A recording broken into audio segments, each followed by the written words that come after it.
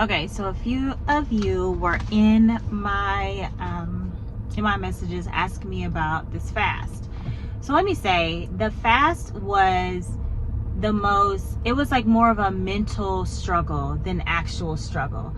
I will say I did get headaches, but it was nothing that ibuprofen didn't solve, and it wasn't persistent. Like, you can tell when it's going to be an onset you can tell when it's going to be an onset, like your head starts to throb, so you're like, let me just take it before it actually kicks in all the way. So I did have to take ibuprofen on the first day. It started to happen around 1 p.m. with no food and just water. And then on the second day, it was mostly a mental thing. I ended up having to cook because after, 2 days of leftovers, that was all she wrote. And the smells and having to be involved with food made me want to eat more. And my kids made it worse. They were like, oh my God, I can't believe you're not eating right now. Like, you're missing out. They were no help whatsoever. So yeah, on the second day, I definitely wanted to cave because my kids were just like, so good. And yeah, they were not very supportive, or it didn't feel like it in that moment. But I made it to day 3. I broke my fast after day 3 with a green smoothie. I got an avocado tropical smoothie. And then ever since then, I've just been, because today is Monday, I have been avoiding bread. So I don't even want to do sourdough bread. The whole reason for me to start this fast is because I kind of wanted to restart my gut and get some better gut health going on.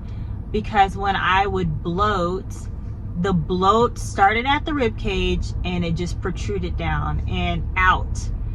It protruded out from my rib cage, so I looked like I was 2-3 months pregnant after I bloated, and it was the most uncomfortable feeling to go through on a daily basis, especially when there ain't no baby.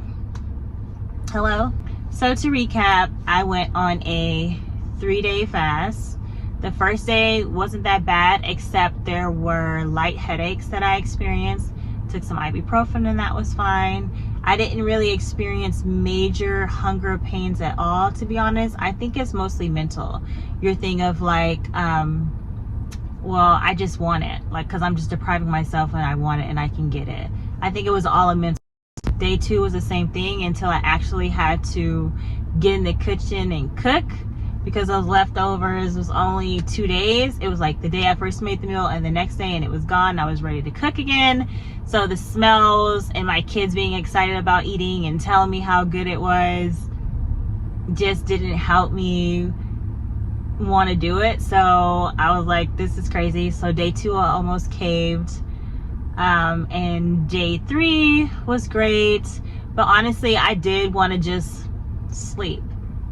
Like, I wanted to sleep if I couldn't eat to avoid the temptation of it. Even on the first 2 days, I went to bed extremely early.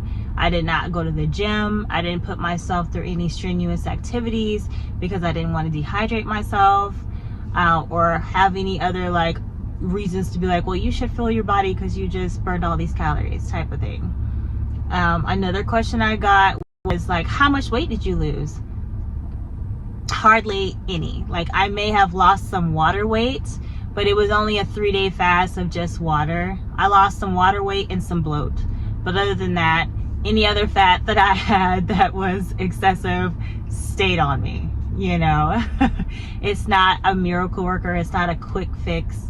There is no quick fix in on your fitness journey.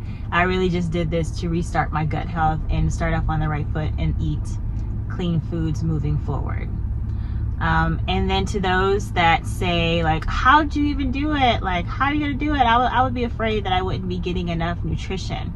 It reminds me of that my 600-pound life doctor. Be here. You're not gonna fade away. You're gonna be fine. I still have to eat something. No, you're eating the food that belongs to the next 4 years ahead of time. So if you don't eat